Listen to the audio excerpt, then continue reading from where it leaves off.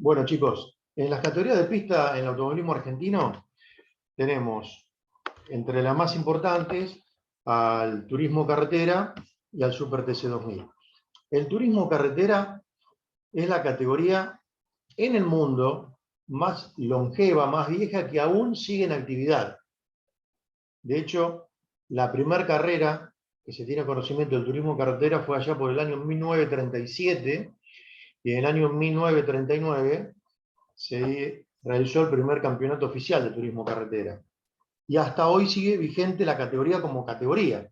O sea, no hay otra categoría en el mundo que tenga tantos años de antigüedad y que esté en funcionamiento.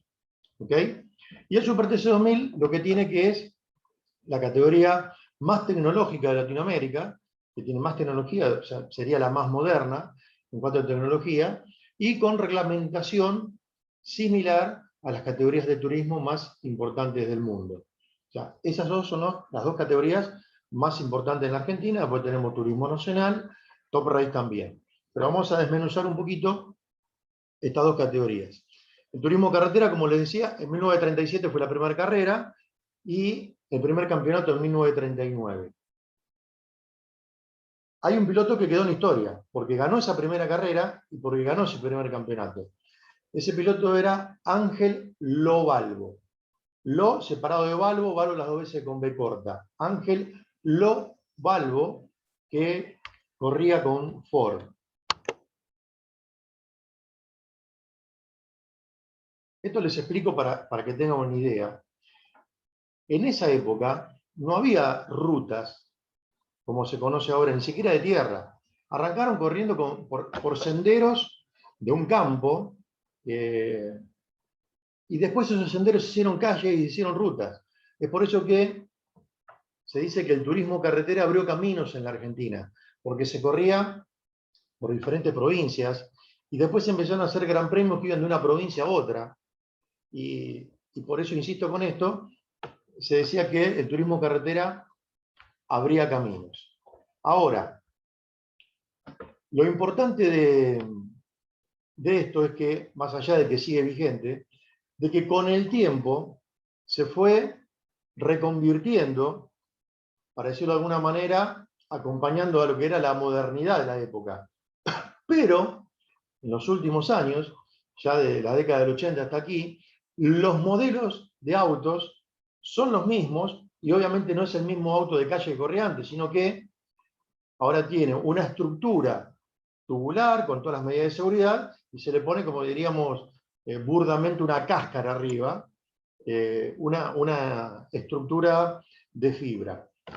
Cuando arrancaron, una parte fundamental del turismo carretera, ya a fines de la década del 30, era que tenían que ser autos de calle con carrocería cerrada, que eran lo que después se conoció como las cupecitas. Esos autos, algunos medios cuadraditos, otros medios redondeados, que sobrevivieron corriendo en diferentes épocas hasta fines de la década del 60, donde se empezaron a intercalar con modelos nuevos que aparecían, como por ejemplo el Valiant, el Chevrolet 400, hasta que también apareció el Ford Falcon. Ya en esa época empezaba a haber lucha de marcas. O sea, Chevrolet y Ford eran lo más importante, los hermanos Gálvez representando a Ford y Chevrolet, fin de la década del 40, con Juan Manuel Fangio. Un Juan Manuel Fangio que se va del turismo de carretera después a Europa, nada más y nada menos que para correr en Fórmula 1. Y ya hizo toda su trayectoria en Europa y no volvió a correr aquí, donde sí fue campeón con Chevrolet en el turismo carretera. Ahora, este turismo carretera era tan importante que después de arrancar corriendo por senderos, por rutas, con grandes premios, atravesando diferentes provincias con muchas etapas, decidieron hacer algo innovador allá por el año 1948 y corrieron la Vuelta a la América del Sur, así se llamó oficialmente y después popularmente conocido como la Buenos Aires-Caracas. Largaron de Buenos Aires hasta Caracas, la capital de Venezuela, en 14 etapas, un día, cada etapa era un día de carrera, iban de un país a otro, a veces 2 etapas dentro del mismo país, Era algo increíble para esa época, año 1948. Esta carrera la ganó Domingo Marimón, pero hubo un hecho saliente, porque en Trujillo, en Perú, hubo un accidente, corrían de día y de noche también, y cuando había poca visibilidad, Juan Manuel Fangio se desbarrancó, se cayó con su auto, y su acompañante, Daniel Urrutia, tuvo lesiones tan graves que murió, falleció. Fangio estuvo internado, no fue tan grave lo de él, y cuando Fangio se enteró de que había muerto su acompañante, que aparte era su amigo, dijo que dejaba de correr, que no iba a correr más. Bueno, más o menos a los 6 meses de ese accidente, amigos, allegados, lograron convencerlo de que el automovilismo era así, más en esa época, para que vuelva a correr, ¿no? Menos mal que lo convencieron, porque después fue 5 veces campeón del mundo de la Fórmula 1. Pero el hecho saliente de ese año de 1948 es, primero, esta epopeya, esta carrera de la gran vuelta a la América del Sur del turismo carretera, la Buenos Aires-Caracas. El otro hecho saliente fue que Fangio tuvo un grave accidente, se mató su acompañante y que él había decidido dejar el automovilismo. Después, como les dije recién, volvió a correr. Como les decía, ya por la década del 70 ya se empezaban a aparecer nuevos modelos, pero los primeros aparecieron allá por el año 1962 para ir reemplazando a poquito estas cupecitas que en algunas carreras se mezclaban con los autos de la modernidad. Decía el Falcon, el Valiant, el Chevrolet 400, allá por el año 62 o 63. Pero un golpe importante de modernidad para la época fue la aparición de los Torino. Los Torino aparecieron en una carrera en San Pedro, una carrera de ruta, casi todas las carreras de turismo carretera seguían siendo de ruta, y ya en esa época, a fines del 60, se empezaban a intercalar con algunas carreras en autódromo. Y los Torino impactaron de movida porque los estaba preparando, o sea, Ica Renault, que fabricaba el modelo Torino en la Argentina, les dio los autos para que los prepare en ese momento un joven Oreste Berta, que después llegó a ser el preparador más exitoso y más importante de la Argentina y reconocido a nivel mundial. Este preparador eligió los pilotos y aparecieron 3 Torinos corriendo, que en la clasificación hicieron el 1 y el 2 y el 3 en su debut en San Pedro, y se los conocía como la famosa CGT, porque jugaban con las siglas de los pilotos, que eran la C por Copelo, la G por Gradasi y la T por Ternengo. Y le decían la famosa CGT. Jorge Ternengo, estaba Gradasi, como les decía, Luis Gradasi y Eduardo Copelo. Copelo, Gradasi y Ternengo, la famosa CGT que integraban los torinos. También fueron tan exitosos los torinos que en un momento, allá por el año 69, decidieron representar a la Argentina en una carrera muy famosa a nivel mundial. Una carrera que, pónganse en contexto chicos y chicas, en esa época no había redes sociales, ni siquiera mail, y los teléfonos para hacer una llamada a larga distancia había que llamar a un operador y que te conecte. Estamos hablando del año 69.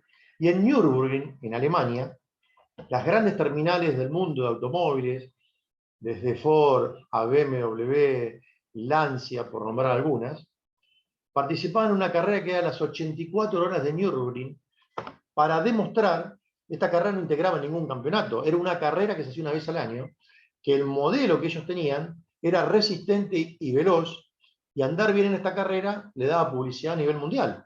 Y obviamente trataban de vender mucho más este modelo. Bueno, a esas 84 horas de Nürburgring, que el reglamento decía que tenía que tener 3 pilotos y que el auto no debía pararse. O sea, andaba un par de horas un piloto, entraba a los boxes, se subía el otro piloto y el auto seguía andando. Si por algún motivo se paraba o tenía un desperfecto, eran penalizados agregándole minutos. Esa era la carrera de resistencia y velocidad. Y la Argentina, con los Torinos, con Oreste Berta a la cabeza, decidió participar en el año 69 en las 84 horas de Nürburgring, con 3 Torinos. Llevaron 10 pilotos, 3 pilotos por cada auto y un piloto suplente. Esta fue una verdadera epopeya. ¿Por qué? Porque en barco, un mes antes, fueron los autos, viajaron en avión los pilotos, mecánicos, se hizo una selección argentina de los mejores pilotos del momento, hasta incluso los mejores mecánicos. Había en ese momento un frigorífico muy importante en la Argentina, CAP era la sigla, que en barco llevó carne para que los argentinos tengan carne y asado, lo que comían cotidianamente acá, sobre todo los mecánicos, y en ese mes que estaban allá no sientan ese desarraigo y puedan trabajar con normalidad. Se probó en la previa, se hizo un trabajo realmente importante, y una vez largada la carrera y con un par de horas que se estaba consumiendo, asombraban los torinos porque dos de los torinos iban en primero y segundo lugar. Los europeos no lo podían creer. Era algo realmente maravilloso. Y Oreste Berta era el responsable técnico de los torinos, pero había alguien que ya era embajador en el mundo, que era el director deportivo, el que iba a trazar las estrategias. Y era nada más ni nada menos que Juan Manuel Fangio, que ya tenía 5 títulos del mundo de Fórmula 1, que se había retirado y que, como decimos a veces en Argentina, en Europa era Gardel. Todo el mundo lo admiraba y lo quería. Entonces Fangio, por ejemplo, aprovechando su fama, iba a hablar con el equipo alemán BMW y firmaba autógrafos, le sacaban fotos y, por ejemplo, averiguó que tenía unas pastillas de frenos nuevas que no se conseguían en todos lados, que duraban muchas más horas, y debido a su gestión también las consiguió para los torinos del equipo argentino. O sea que era importante la tarea que hacía Fangio debajo del auto con sus conexiones. Ahora, uno de los torinos se pegó, quedó en una zanja, los otros dos seguían en carrera, y como les decía, había algunas penalizaciones. Un torino rompió el caño de escape, hacía mucho ruido ese auto, y cada vez que entraban a boxes y cambiaban de piloto, medían los decibeles que salía del caño de escape. Por esto y algunas cositas más que tuvieron que arreglar en lugares no permitidos, fue penalizado un torino que fue el que había terminado primero la carrera. Los penalizaron con recargo de vueltas y terminó cuarto. Pero fue realmente un éxito porque le demostraron al mundo que un producto argentino, nacido en la Argentina, el torino se fabricaba en Argentina, no existía en ese momento en otro lugar del mundo, preparado por argentinos y corrido por pilotos argentinos, se destacó en las 84 horas de Nürburgring.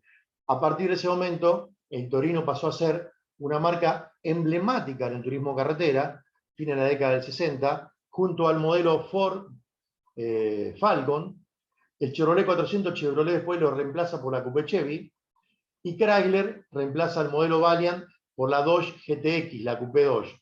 Modelos que aún hoy siguen corriendo en turismo carretera, insisto, no es el auto de calle preparado, sino con una cáscara, diríamos, burdamente, que imita a esos autos y que el público acepta y quiere. Porque se ha retirado, por ejemplo, Traverso, uno de los más ganadores a nivel nacional del automovilismo argentino, y como dicen habitualmente, el TC siguió andando.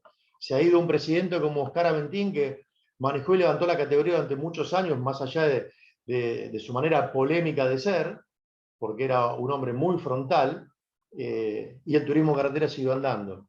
Pero ahora, no sé si escucharon en estos días que tiene que ver con la actualidad, y algo que tienen que saber, que es la actualidad, y leer los diarios, e informarse, no solo de automovilismo, sino de todos los deportes, porque están a un paso de ser colegas, aparece Toyota anunciando que la próxima temporada estará en turismo carretera con el modelo Camry. Hoy por hoy, al 80% del público de turismo carretera que se expresa en redes sociales no le gusta, porque dice que no es la esencia del turismo carretera, que el modelo Camry no es popular como un Ford, como un Chevrolet, pero veremos qué pasa la próxima temporada cuando arranque con un nuevo modelo, en este caso, como les decía, el Toyota Camry. Acá en líneas generales le di un pantallazo de lo que es el turismo carretera, como para agregar algo. Turismo carretera tiene la particularidad que en los últimos años, diría hasta en las últimas décadas, más allá de alguna carrera especial, el formato de disputa de un fin de semana de carrera no ha variado mucho. ¿Por qué? Porque, por ejemplo, tiene entrenamientos, clasificación, 3 series y una final. La serie y la final el día domingo. ¿Y cómo se llega a correr esta final? El más rápido de clasificación larga primero la primera serie. El segundo, de clasificación, larga primero la segunda serie, y el tercero de clasificación larga primero la tercera serie, y así se van ordenando. Si hay el cuarto de clasificación, va a largar segundo la primera serie, y así se van ordenando. Al primero de clasificación se le entrega un puntaje. 2 puntos. En algún momento era 1 punto, 2 puntos. ¿Ok? Al segundo no. Pero a veces, por una estrategia deportiva y comercial, el piloto que está segundo en clasificación o tercero no arriesga a tirar una vuelta rápida, a pesar de poder ganar 2 puntitos, para ser el mejor de clasificación. Y esto les pregunto a ustedes, a ver si alguien tiene idea de por qué motivo es este, en esa estrategia comercial o deportiva que yo les digo. ¿Tienen idea? Díganme algo, a ver qué se les ocurre. ¿Por qué no quisieran ser más rápido en clasificación? Bueno, buen día, profe. Para no largar primero en la primera serie. Exactamente, pero ¿por qué sería el motivo que no quisiera largar primero en la primera serie?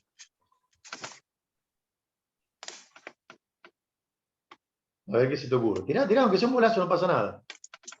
Estoy pensando bien. Bueno, yo te voy contando mientras.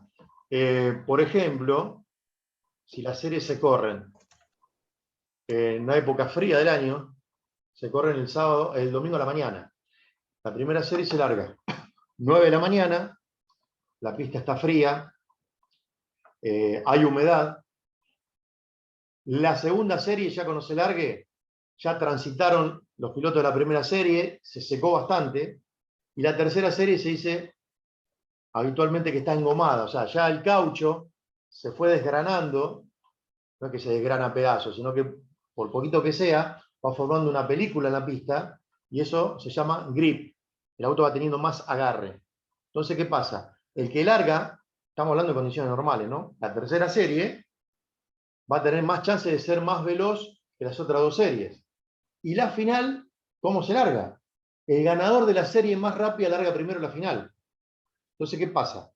Vos, Franco, por ejemplo, podés ganar la primera serie en un tiempo neto de 7 minutos 40 segundos. Y Cecilia gana la última serie en 7 minutos 32 segundos. Fue más rápido que la tuya.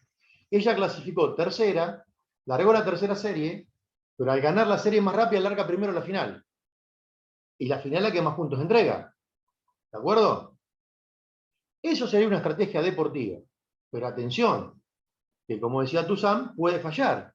¿Por qué? Porque puede haber un accidente en la tercera serie y sale el auto de seguridad. ¿Ok? Vieron que le dije el auto de seguridad, que tiene una bandera especial de turismo carretera. Entonces, ¿qué pasa? El auto de seguridad se encolumnan todo detrás de él, van despacito hasta que se soluciona el inconveniente.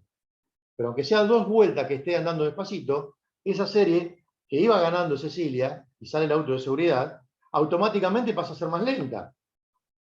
Porque no fueron todas las vueltas a velocidad pura.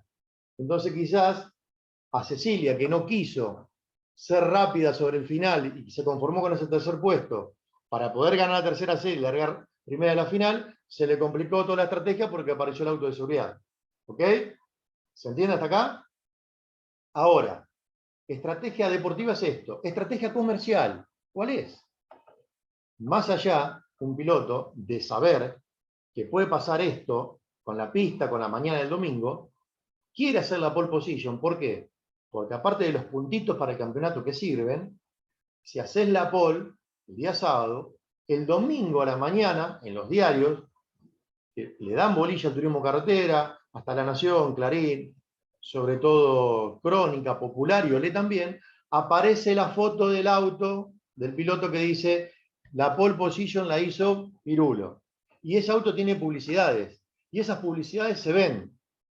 Y los programas de televisión que hablan tipo noticiero o programa especial, o incluso en la transmisión oficial, en este caso el turismo carretera, la TV pública, le van a hacer nota al piloto que hizo la pole position sobre el final, el número 1, se ve el auto y se ven las publicidades. Y esto, más allá de ser un deporte súper profesional, se mantiene con sponsors. Entonces ahí estaría la estrategia comercial. ¿Sí? ¿Estamos hasta acá? ¿Se entendió? Bueno, entonces eso sería un fin de semana de turismo carretera.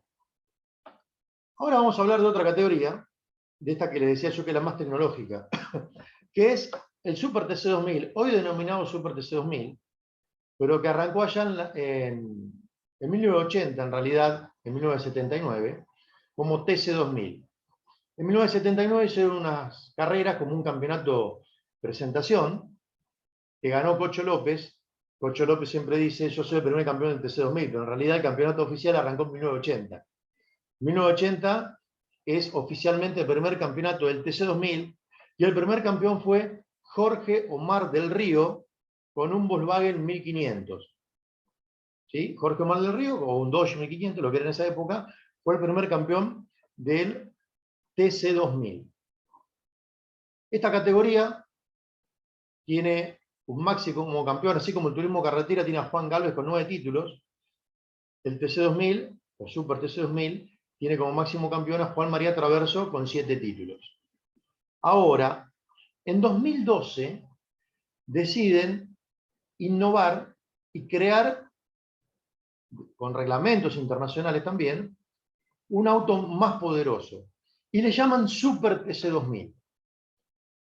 Este auto iba a tener un motor de 4 cilindros, 2.000 centímetros cúbicos, 380 caballos de potencia, una caja de 6 velocidades secuencial, y apareció, como decía, en 2012. Pero el TC2000 no desaparece. El TC2000 sigue corriendo como TC2000 con jóvenes pilotos que se suman para querer dar el paso al Super TC2000. ¿Sí? Ahora, ¿qué pasa?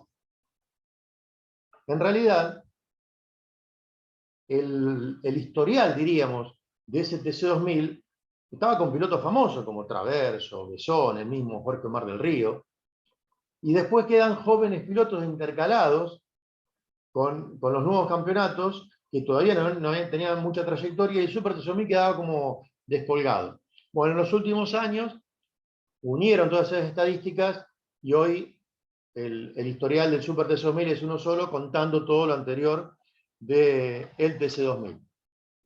Hoy están corriendo como marcas en el Super TC2000 Chevrolet, Fiat, Peugeot, Renault, Toyota, Citroën y Honda.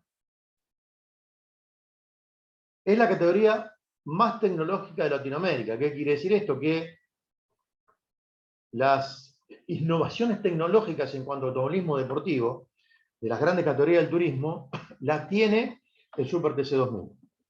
De hecho, hasta este año también se hizo, pero el tema de pandemia y de cierre de fronteras no se pudo hacer con pilotos importantes del exterior, pero se hacían, insisto, se hizo este año también, pero se hicieron famosos, así sería lo que tengo que decir, los 200 kilómetros de Buenos Aires, que era una carrera al año con puntaje especial, con pilotos invitados, venían campeones europeos, campeones mundiales de turismo, a correr con los pilotos argentinos. Compartían el auto, cargaba uno, en un momento de la carrera iba a una box y subía el otro, y estos pilotos extranjeros, más allá de hablar bien de la categoría, trajeron prensa europea, prensa que está acostumbrada a ir a cubrir grandes campeonatos europeos, al Mundial de Turismo, incluso también a la Fórmula 1. Y esta prensa europea, en una, diríamos, encuesta anual que hace la revista Autosport, la revista Autosport es una revista británica que también tiene una web muy importante, que es la más importante en el mundo de automovilismo, convoca a periodistas del mundo a votar por las mejores categorías. Y en los últimos años, el Super TC2000 siempre sale entre el segundo y el tercer puesto votado como las mejores categorías de turismo del mundo. Primero salía el DTM, que es el turismo alemán, a veces el turismo británico, a veces el TC2000 o el Super TC2000 quedaba en segundo puesto con el turismo británico, e incluso estas categorías quedaban por sobre el Mundial de Turismo, que es el WTCR, porque en la última época el Mundial de Turismo empezaron a hacer algunos cambios técnicos para que no se haga tan cara la categoría y termina siendo no tan tecnológica como estas otras. Pero para que tengan idea, insisto, las dos categorías más importantes en la Argentina son Turismo Carretera Super TC2000. Turismo Carretera fue y es la más popular, donde todos quieren correr porque tiene el reconocimiento popular, y el Super TC 2000 es la categoría más tecnológica de Latinoamérica. Ahora, para demostrar el Super TC 2000, su valía y lo importante que es, hicieron una prueba avalada por el libro Guinness de los récords, ¿ok? Llevando también gente especializada en automovilismo, para demostrar la velocidad que tenía en el año 2012, cuando se hizo esa renovación de motores y de autos. Y en el óvalo de Rafaela, uno de los circuitos más rápidos que hay, que hoy se corre pero con algunas chicanas. Chicanas son como algunos, por ejemplo, viene una recta muy larga y se mete o para adentro o para afuera el dibujito para bajar un poco la velocidad y que sea un poco más seguro. Pero en el óvalo, sin chicana, en 2012, Gabriel Ponce de León, con un Honda, estableció una velocidad máxima de 306 kilómetros, 383 metros a la hora. O sea que un Honda Civic que ustedes ven en la calle, hecho de competición para Super TC 2000, superó los 300 kilómetros por hora. ¿Ok? 306,383 es el récord hoy del automovilismo argentino de velocidad final en el óvalo de Rafaela con un auto de Super TC 2000. ¿Ok? ¿Alguna pregunta hasta acá? ¿Vamos bien? Bueno. Ahora. Sí, que no escuché bien cuando dijo Decime, la carrera complicada en Buenos Aires. ¿Cómo es que se llama? Los 200 kilómetros de Buenos Aires. Ok, gracias. Se conoce como los 200 kilómetros de Buenos Aires y los 200 kilómetros del Super TC 2000. Porque en una oportunidad no pudieron correr en Buenos Aires y se hizo en Toay y La Pampa, y después también en La Plata. Pero después se volvió otra vez al Autódromo de Buenos Aires. Ahora, vamos a hablar un poquito del turismo nacional, que es una categoría que vendría a ser el paso previo al Super TC 2000. Porque es más, la categoría en los últimos años tiene un eslogan que dice: tu auto también corre. Es el auto de calle, hecho auto de carrera, de una gama de auto chico a mediano, que ustedes pueden ver en cualquier calle de la Argentina. El turismo nacional arrancó como categoría en el año 1963. Y tiene dos clases, clase 2 y clase 3. La clase 2 es hasta 1.600 centímetros cúbicos. O sea, está enmarcada dentro de la cilindrada de los autos. Y la clase 3 hasta 2.000 centímetros cúbicos.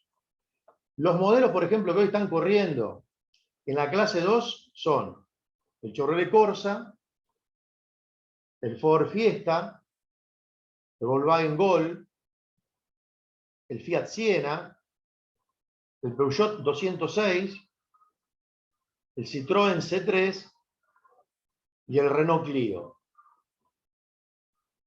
¿Ok?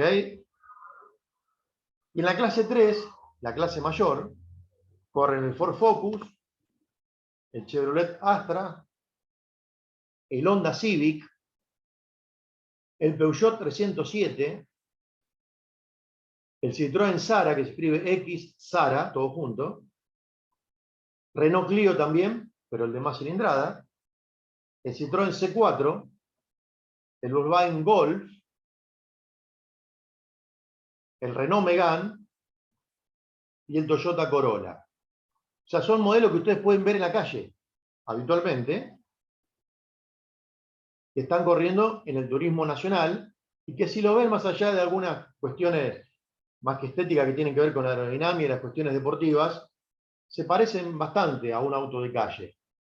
Por eso que la gente se siente identificada con su modelo que está en carrera. Bueno, hablamos así un poquito por arriba de tres categorías importantes del automovilismo, con el turismo carretera, Super TC 2000 y turismo nacional. Y la otra categoría de pista muy importante es el Top Race. Ahora les voy a dar unos datos que tienen que ver con esta categoría. El Top Race nace en su momento, les cuento esto, como una categoría espectáculo. Allá a fines de la década del 90, deciden hacer una categoría con autos de alta gama, autos importados de alta gama. Yo recuerdo que estaban los Mercedes-Benz, BMW, había un Ford Mondeo, pero que venía de Bélgica, había Renault Clio, pero francés. Bueno, autos potentes. Y bueno, decidieron hacer una categoría de automovilismo con los autos de calle de alta gama, hacerlos de carrera. Pero también decidieron que esta categoría sea de espectáculo. ¿Y de qué manera? Contrataban a los pilotos más importantes del momento, por ejemplo, en ese momento Traverso, Besone, le pagaban un sueldo para que corran, y hacían 2 carreras por fin de semana. La primera carrera, como quedaba la clasificación, o sea, era algo normal. Y la segunda carrera se largaba de manera invertida como terminaba la primera. O sea que el que ganaba la primera carrera largaba último, el segundo largaba anteúltimo, y el que salía último en la primera carrera largaba primero. Entonces, se hacía muy interesante porque el que estaba atrás, porque había tenido problemas, quería recuperar, bueno, había muchos roces, y como había pilotos muy importantes, prendió rápido en la atención de la gente. Y a la vez, decidieron ir a correr a lugares donde no iba habitualmente alguna categoría importante de la Argentina, donde la gente estaba ávida de automovilismo. Entonces, si íbamos nosotros con una carrera embolsado con ruedas, nos iban a ir a ver porque querían ver automovilismo. Fueron estratégicos en eso. Y arrancaron también haciendo carreras callejeras. Por ejemplo, en su momento terminaron corriendo en Punta del Este, en Montevideo. También fueron a correr a Brasil, pero en un autódromo. Pero la primera carrera de la historia del Top Race fue en Pinamar, en la ruta en Pinamar, saliendo por Interbalnearia, por la rotonda de ingreso, andando por ahí, en febrero de 1997. Entonces, el Top Race, ahora si quieren tomar nota de esto sí, nace en febrero de 1997, con autos de alta gama, en Pinamar, corriendo 2 carreras por fecha. La primera carrera del historial la ganó Juan María Traverso con un Mercedes-Benz 280, y la segunda carrera, ese mismo día, como les decía, corrían 2 carreras, la ganó Ernesto Besone con un Nissan 300. ¿Sí? Bueno, hasta acá, como les decía, eran autos de alta gama preparados para correr. Eso nació en el año 97. En el año 2005, la categoría sufre una transformación muy importante. ¿Por qué? Porque esos modelos son dejados de lado y empiezan a ser autos pura sangre, autos para correr. O sea, fabricaban autos. Hicieron una fábrica de autos de carrera. Hacían una estructura tubular, parecido a lo que es el turismo carretera hoy, con cáscaras de modelos de autos. Y con un motor muy potente, un motor V6. Pero ¿qué pasa? Por ejemplo, Ford no autorizaba que se llame Ford Mondeo a un auto que corría que no había sido fabricado por Ford. Era una cáscara. Entonces, reglamentariamente, el reglamento del Top Race decía símil Mondeo, símil Laguna, como si fuera un Renault Laguna, símil Mercedes, para que no tener problemas legales. Y así llaman los modelos. Después, bien, los pilotos decían, sí, corro con un Mondeo, corro con un Vectra, y los principales modelos que arrancaron fueron el Ford Mondeo, pero eran símil, obviamente, Renault Laguna, Chevrolet Vectra, BMW y Mercedes. Y también después apareció el Volkswagen Passat. Una vez que se hizo esta revolución, apareció otro tema importante, y era el eslogan de la categoría. Se unen las 2 pasiones, el fútbol y el automovilismo. ¿Y de qué manera? 2 autos de la categoría representaban, por ejemplo, a Boca, 2 a River, 2 a Independiente, 2 a Racing. ¿Ok? Y esto, claro, llamaba la atención. Aunque muy pocos clubes de fútbol supieron aprovecharlo. Por ejemplo, a Boca representaba Tito Besone y Guillermo Ortelli. Más allá de que Tito Besone se sabía que era hincha de Vélez de toda la vida, porque tenía un contacto en la comisión directiva de Boca, por ahí con los colores de Boca. River sí lo supo usar, porque River tenía a Juan María Traverso y a Cocho López, y por ejemplo cuando iba al interior a correr a Salta, a las peñas de River en Salta les entregaban entradas para ir a ver la carrera. ¿Sí? Después una vez Traverso presentó el auto en el Monumental, detrás del arco, en un partido de fútbol, o sea que como que River no es que le da un beneficio al socio, pero le daba algo más, aprovechando esta difusión. Por ejemplo, en Racing corría Emiliano Spataro, que era fanático de Racing, iba siempre a la cancha, y cada vez que podía hablaba del automovilismo. Pero insisto con esto, no todos los equipos de fútbol lo utilizaron como una difusión. Sí la categoría, e incluso hacían grabar los spots publicitarios por Víctor Hugo Morales, diciendo, se unen las dos pasiones, el fútbol y el automovilismo. Y esa fue una gran renovación de la categoría, insisto, en el año 2005. ¿Ok? Bueno, así muy por arriba, pero vimos de pista las 4 categorías más importantes del automovilismo. ¿Alguna pregunta, chicos? Que nos queda un minutito y fracción. ¿Estamos bien? Bueno, insisto con esto. Probablemente le diría que casi seguro el 90%, la próxima clase será la evaluación. Nos vamos a sumar, traten de estar todos obviamente, pero yo voy a ir entrando de a uno, le hago un par de preguntas y listo. Y después, cotejando con el trabajo práctico, les voy a pasar las notas, ¿ok? ¿De acuerdo? Bueno, muchas gracias. Nos vemos en 15 días. Buena semana, profe. Chao. Chau, chau.